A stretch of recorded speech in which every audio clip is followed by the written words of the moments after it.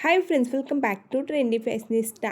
आता गौरी गणपतीच्या डेकोरेशनसाठी तासनतास मेहनत घेण्याची किंवा बाजारात फिरत साहित्य शोधण्याची गरज नाही. ऑनलाईन अगदी रेडीमेड आणि वापरायला सोपं डेकोरेशन साहित्य मिळतं आणि त्याचा वापर करून आपण अगदी कमी वेळेत घरचा कोपरा सुंदर उत्सवाच्या वातावरणाने भरून टाकू शकतो.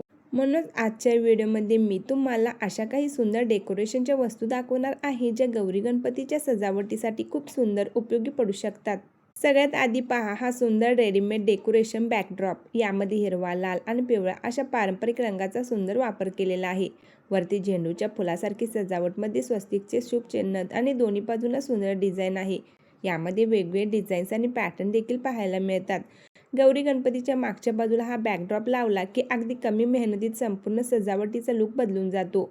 आपण वेगवेगळे कापड, पडदे, फुलांच्या माळा आणि सजावटीचे साहित्य शोधण्यात बराच वेळ घालवतो. पण असा रेडीमेड बॅकड्रॉप असेल तर बेसिक सजावट खूप पटकन तयार होऊ शकते. आता दुसरी अतिशय उपयोगी वस्तू म्हणजे रेडीमेड रांगोळी मॅट.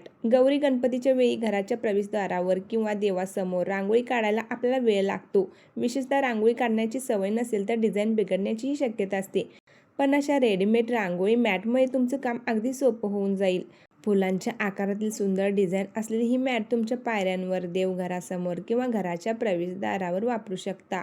आणि सगळ्यात महत्त्वाचं म्हणजे वापरून झाल्यानंतर साफ करून पुन्हा वापरता येण्यासाठी मॅट निवडली तर पुढच्या सणालाही तिचा उपयोग करता येतो.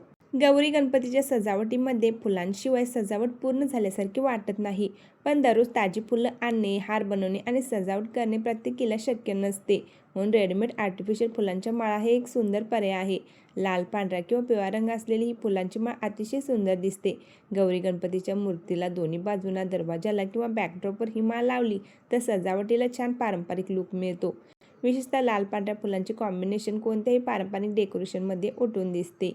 आता ही वस्तू तर गौरी मातेच्या स्वागतासाठी खूप सुंदर आहे. लक्ष्मी किंवा गौरी मातेच्या आगमनाचे पाऊलखुणांचे डिझाईन घराच्या प्रवेशद्वारापासून पूजेच्या जागेपर्यंत लावता येते. हाताने रांगोळी काढण्यापेक्षा ही खूप सोपं आहे.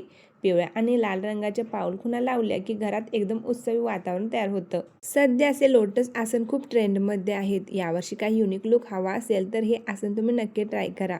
वूलनपासून बनवलेले हे लोटस आसन, चौरंग आसन खूप सुंदर आणि युनिक वाटतात. वेगवेगळ्या कलर कॉम्बिनेशनमध्ये हे आसन खूपच सुंदर दिसतात.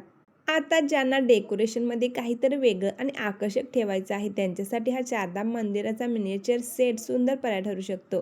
छोट्या आकाराच्या मंदिराची ही सजावट पूजेच्या जागेजवळ किंवा डेकोरेशनच्या एका बाजूला ठेवता येते.